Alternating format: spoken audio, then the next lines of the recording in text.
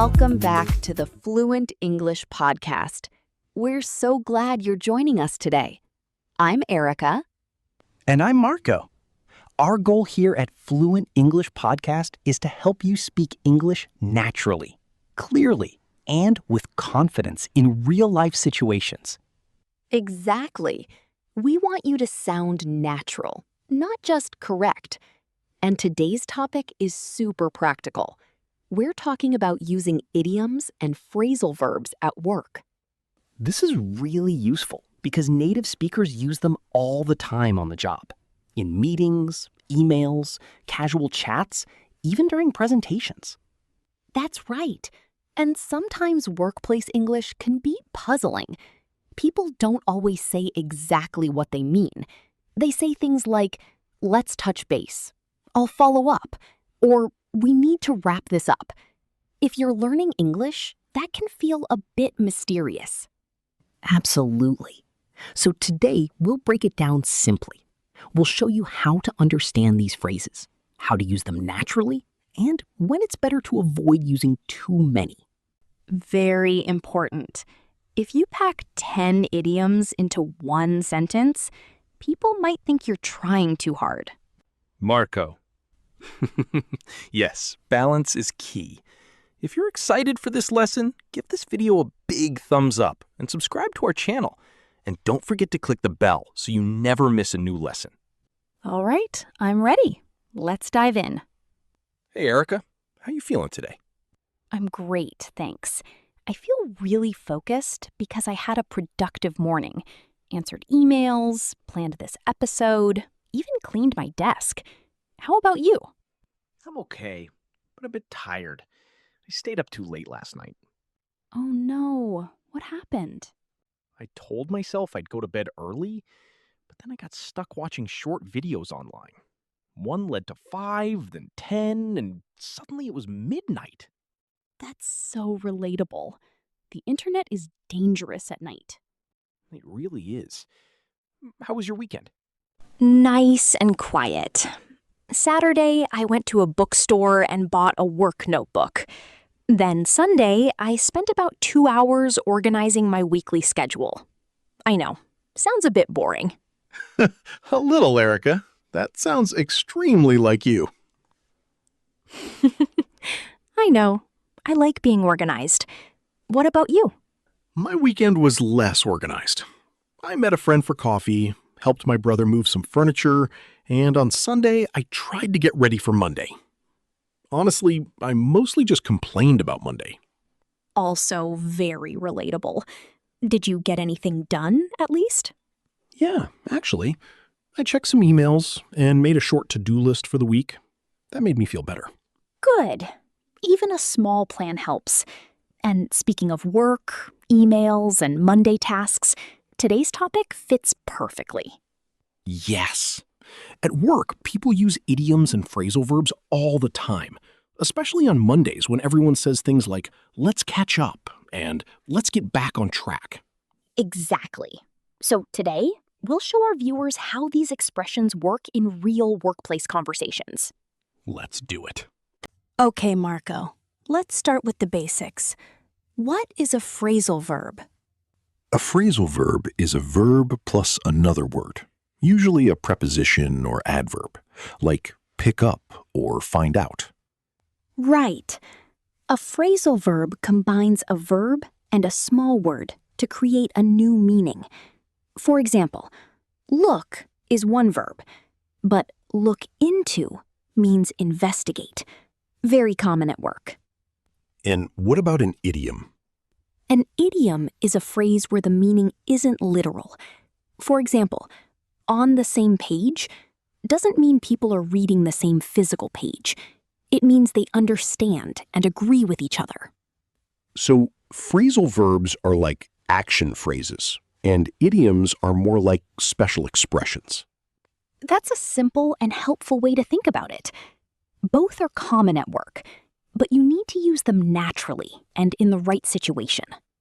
Where do we hear them most often? Meetings, emails, chatting in the office kitchen, everywhere. Let's go step by step. First, casual workplace conversation. For example, when you start the day, someone might say, "Let's catch up later." Catch up means talk and share updates, right? Yes. At work, catch up means have a short conversation about what's happened or what needs to happen next. Like, let's catch up after lunch about the new project. I use that one a lot. I also hear touch base all the time. What exactly does that mean? Touch base is similar to catch up. It means make brief contact, usually to discuss progress or share information. It's very common in business English. Example, let's touch base tomorrow morning. So, catch up and touch base are close in meaning? Very close, but touch base sounds a bit more professional. Catch up is more casual and friendly. That's helpful. What about follow up? Managers say that all the time. Follow up is another important phrasal verb. It means check again later, continue the conversation, or take the next step. For instance, I'll follow up with the client this afternoon. Means I'll contact them again later. I do that too. Sometimes I say, I'll follow up by email. That's natural, right? Very natural. A perfect workplace phrase. Okay, what about meetings? That's where I hear the most confusing expressions. Meetings are full of them. A common one is go over. If a coworker says, "Let's go over the numbers," they mean let's review the numbers together. So go over means review carefully. Another is bring up. If someone says, "I'd like to bring up a concern," they mean introduce a topic for discussion. Yes, bring up is really useful. I used to think it meant physically lift something. In daily life, it can, but at work, it often means mention or introduce a topic. Like, can I bring up one more point before we finish? Nice. What about wrap up? I love that one because it usually means the meeting is almost over. Yes, wrap up means finish or conclude. You can say, "Let's wrap up this meeting," or "We need to wrap things up by 4 p.m. One of my favorites because it means freedom is near. Very true. Another common one is run by. If I say, "Can I run this idea by you?" I mean, can I tell you my idea and get your opinion? That's a good one.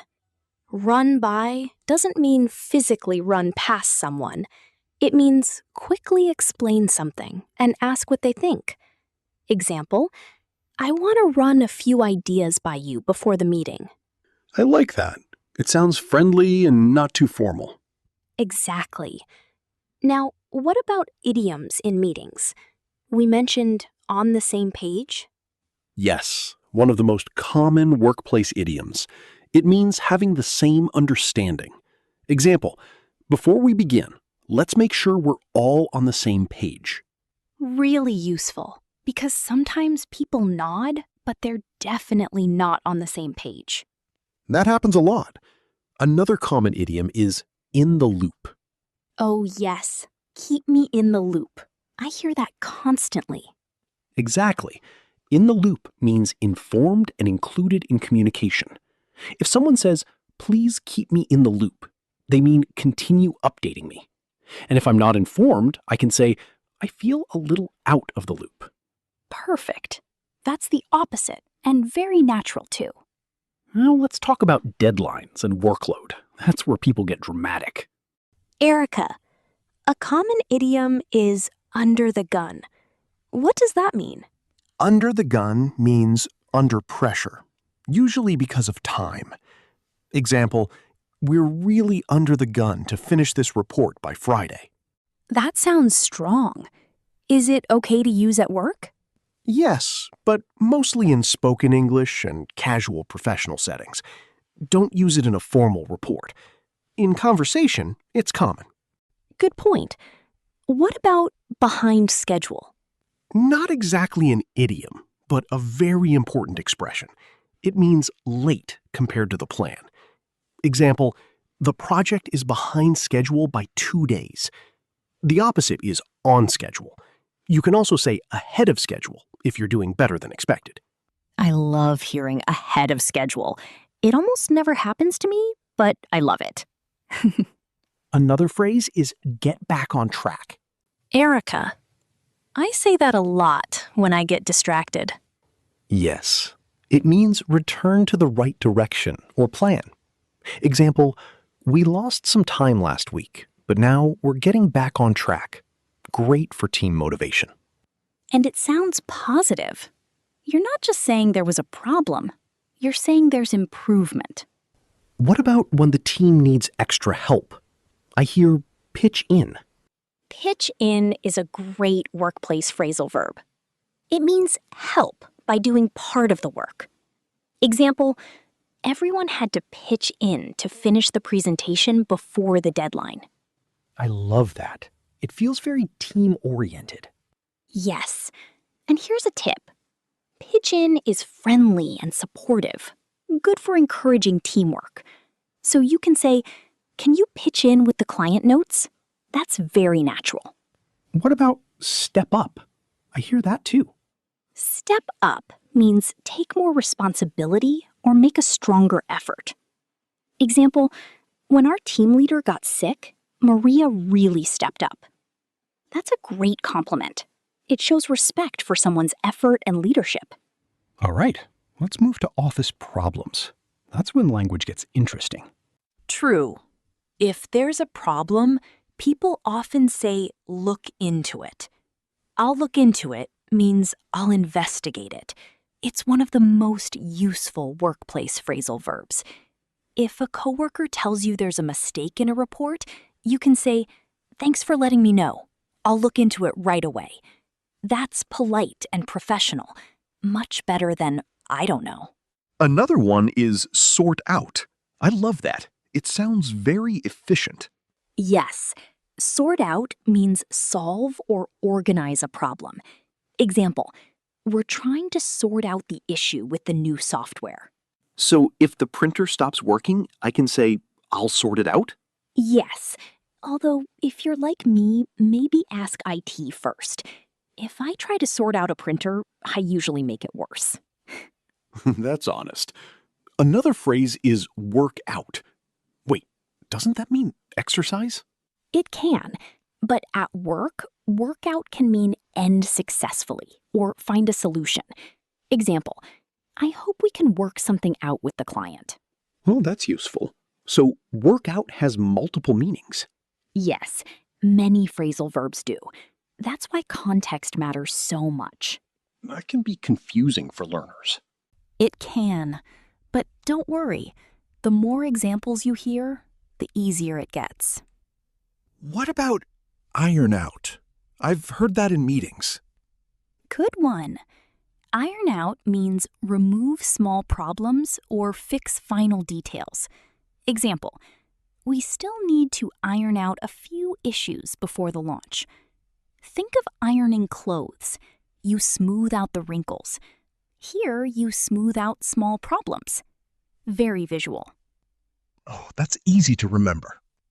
Now, let's talk about email and online communication. Idioms and phrasal verbs appear there too. Definitely. Especially messages like, just circling back on this. Yes, circle back is very common. It means return to a topic later. Example, let's circle back to that idea after we review the budget. What if I write, I'm just circling back on my previous email? Is that okay? Yes, that's a common email phrase.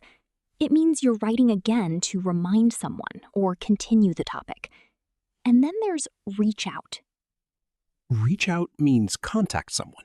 Example, please reach out if you have any questions. That's in so many emails. Sometimes I feel like every email ends with, feel free to reach out. That's true. It's extremely common. Another one is get back to. I'll get back to you tomorrow.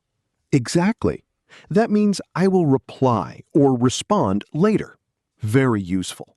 So if I don't know the answer in a meeting, I can say, let me check and get back to you. Perfect.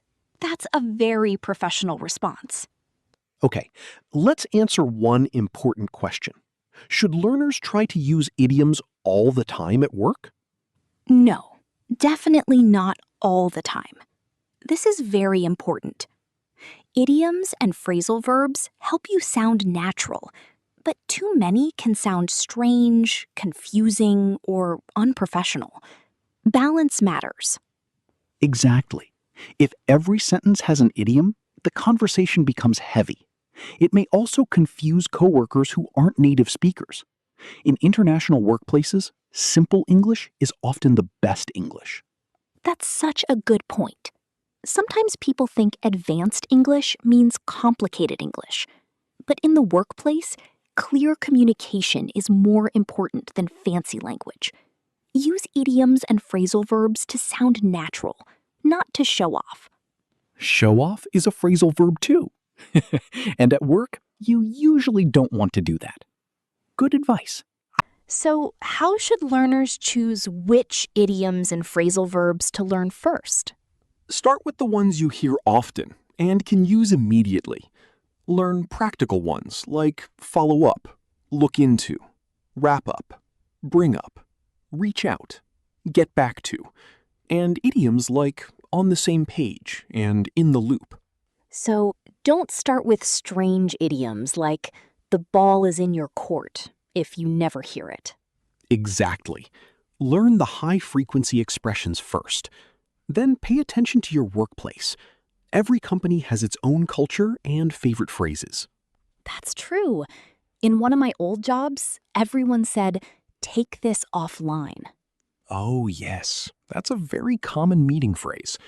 What does it mean exactly? Take this offline means discuss this later, outside the current meeting. It doesn't really mean without the internet. It means not here, not now, maybe in a smaller conversation. So if two people start discussing details and the rest of the team doesn't need it, someone can say, "Let's take this offline." It's a polite way to keep the meeting moving. That's really useful. What about come up? Come up often means happen or appear in conversation. Example, a problem came up during testing, or that topic came up in the meeting yesterday. And bring someone up to speed? I hear that sometimes. Great expression. Bring someone up to speed means give them the latest information, so they understand the current situation. Example, Sarah missed the meeting, so I'll bring her up to speed this afternoon. That's so practical. I wish I had learned that earlier. It really is, and it helps in so many workplace situations. I want to ask something a little more personal. Have you ever used an idiom at work and had someone not understand you? Yes, absolutely. Years ago, I told a coworker, "Let's not reinvent the wheel." I meant, let's not create a new system when we already have one. But she looked confused because she had never heard that idiom before. Oh, wow. What did you do? I smiled and explained it in plain English. That was a good lesson. Even common idioms aren't always common for everyone. I've done the opposite. I misunderstood a phrasal verb once. My manager said, "Can you take on this task?" And I thought she meant physically take the papers from her desk. That's actually very funny. I said yes and just stood there waiting. She said, "So, will you do it?" Then I realized take on meant accept responsibility. That's a perfect example. Take on means agree to do something, especially something new and difficult. It's a very useful workplace phrasal verb. Yes, and I never forgot it after that embarrassing moment. Sometimes embarrassment is a strong teacher. Very true. All right, let's do a quick practical section. If I want to sound natural in a meeting, what are 5 expressions I can safely use? Great idea. Here are 5. Let's go over the main points. I'd like to bring up one issue. Can we circle back to that later? I just want to make sure we're on the same page. Let's wrap this up in the next 10 minutes. Those are all practical and not too dramatic. Now, if you're sending an email, 5 safe expressions. Erica. I'm following up on... Please reach out if you have questions. I'll get back to you tomorrow. Just circling back on this. I'll look into it and update you. Very useful. And for teamwork? For teamwork. Can you pitch in with this? Thanks for stepping up. Let's sort this out together. I'll bring you up to speed. Please keep me in the loop. That's a great mini toolkit, and viewers can start using those immediately. One more thing. How can learners practice these expressions? First, write them in short workplace situations, not as isolated phrases. Second, say them out loud. Third, listen for them in real meetings, shows, podcasts, or office videos. Fourth, use 1 or 2 each day instead of trying to learn 20 at once. So slow and steady. Exactly. Natural language grows through repetition and context. I really like this topic because these expressions make English feel more alive. But remember, the goal isn't just to sound native. The goal is to communicate clearly, professionally, and naturally. That's such an important point. Once you understand the most common idioms and phrasal verbs, workplace English becomes much easier to follow. I feel more confident already. Good. Hopefully our viewers do too. You know, Marco, while we were talking, we used many useful words and phrases. Let's slow down and look at some of the most important ones. Yes, please. There were a lot of gems in that conversation. First word, follow up. This means to take the next step, check again later, or continue a conversation or task. This is one of the most common work phrases ever. In our conversation, we used it for emails and client communication. Example, I'll follow up with the client tomorrow. Another, she followed up after the meeting with a summary email. And I'm just following up on my last message. Perfect. A common mistake is forgetting the preposition. People sometimes say only, I follow this, but if you mean continue later, it's follow up. Next word, wrap up. This means to finish or conclude something. Ah, yes, my favorite meeting phrase. We used it when talking about ending meetings. Example, let's wrap up the discussion by 3 p.m. Another, we need to wrap things up before the client arrives. And I'm just wrapping up this report now. That's a very common office sentence. What's your favorite thing to wrap up? Honestly, my workday. Fair enough. Next phrase, on the same page. This means to have the same understanding or agreement. I use this a lot because confusion happens so easily. In our conversation, we used it in meetings. Example, let's make sure we're all on the same page before we continue.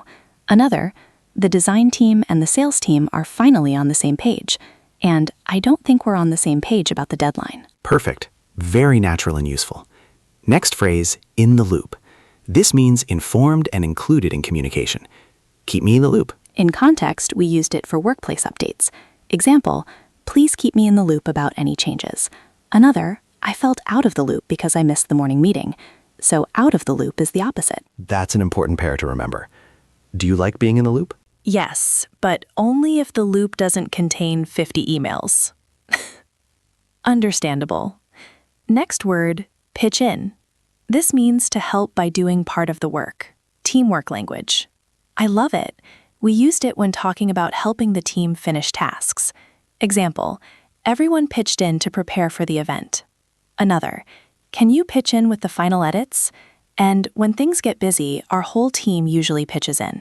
It's a warm, cooperative expression. Next phrase, look into. This means investigate or check something carefully. So useful when there's a problem. In our conversation, we said, I'll look into it right away. Another, the manager is looking into the complaint. And can you look into why the payment is late? Very practical. It's professional without sounding cold, and it gives the other person confidence that you're taking the issue seriously. Next phrase, sort out. This means solve a problem or organize something. I use this all the time, maybe too much. But it's very common. We used it in the context of office problems. Example, we need to sort out the schedule by Friday. Another, he sorted out the software problem in 20 minutes. And don't worry, we'll sort it out. Perfect. A reassuring sentence. Next phrase, circle back. This means return to a topic later. It can sound confusing at first, but it's very common in emails and meetings. Example, let's circle back to this after lunch. Another, I'm circling back on the budget question from yesterday. It doesn't mean draw a circle, it means come back to an earlier point. What's a topic you often circle back to? Snacks. I circle back to snacks every day around 4 p.m. It feels very motivating. We used it to praise someone who helped the team. Example, she really stepped up during a difficult week. Another, we all need to step up if we want to finish on time. And he stepped up when the manager was absent. That's a strong compliment. All right, let's quickly review all the vocabulary from this section. Follow up, wrap up, on the same page, in the loop, pitch in, look into, sort out, circle back, bring up, take on, bring someone up to speed, and step up. That's a powerful workplace list. If you learn these expressions well, your workplace English will sound much more natural. Okay, Erica, that was a lot of talking about idioms and phrasal verbs at work. Yes, but very useful. So let's think about what we learned today. Good idea. Let's organize everything clearly. First, we learned the difference between phrasal verbs and idioms. Phrasal verbs are verb combinations like follow up, look into, and wrap up. Idioms are expressions with special meanings like on the same page and in the loop. So first, understand the type of expression you're hearing. Exactly. Then we talked about casual workplace conversation. We learned useful phrases like catch up, touch base, and reach out. These are great for everyday office communication and short professional conversations. After that, we move to meetings. In meetings, we use expressions like go over, bring up, circle back, take this offline, and wrap up. These help you sound natural while discussing ideas, reviewing information, and managing time. Then we talked about teamwork and project communication. That section included phrases like pitch in, step up, bring someone up to speed, and the idiom keep me in the loop. These are especially useful when working closely with others. After that, we covered problems and deadlines.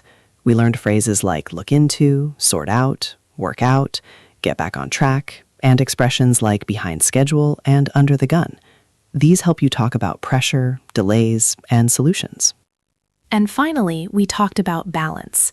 This part is very important. We learned that idioms and phrasal verbs are helpful, but we shouldn't use too many. Clear communication is more important than sounding fancy. Start with common, useful expressions and use them naturally. So the goal isn't to memorize 50 expressions and throw them everywhere. The goal is to use the right expression at the right time. If you do that, workplace English becomes much easier and much more natural, and honestly, not as scary. Definitely not as scary. Now, we want to hear from you. This is our favorite part. Yes, we really love reading your comments. Our question of the day is, what workplace idiom or phrasal verb do you hear often? Or which one from today's lesson do you want to start using? Good question.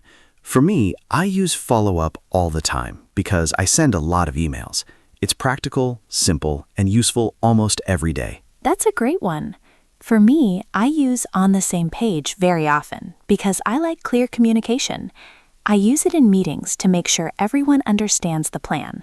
See, different jobs need different expressions. Exactly. So, viewers, we want to know about you. Which expression is most useful for your work or studies? You can write something like, the expression I hear often is blank, and it means blank. Or, I want to start using blank because it sounds useful for blank. Here's another easy template. At work, I often hear blank. My favorite phrase from today's lesson is blank because blank. Please tell us in the comments. It helps us make better videos for you, and it also helps you practice writing in English. And if you want, try to make your own sentence with one of the expressions from today's lesson. Yes, that's a great idea. Writing your own example is one of the best ways to remember new phrases. Thank you so much for learning with us today. We really appreciate you spending your time here with us. If this lesson helped you, give this video a big thumbs up. Click the subscribe button and the little bell so you don't miss our future lessons. That way, you won't forget to join us for more practical English practice. You are all great students, and we are so proud of your hard work. Keep practicing. Remember, small daily practice leads to big improvement over time. And don't worry if these expressions feel new right now. The more you hear them and use them, the more natural they will become. You've got this. Have a wonderful day, evening, or night wherever you are. Take care, keep learning, and keep speaking English. Goodbye. Bye, everyone.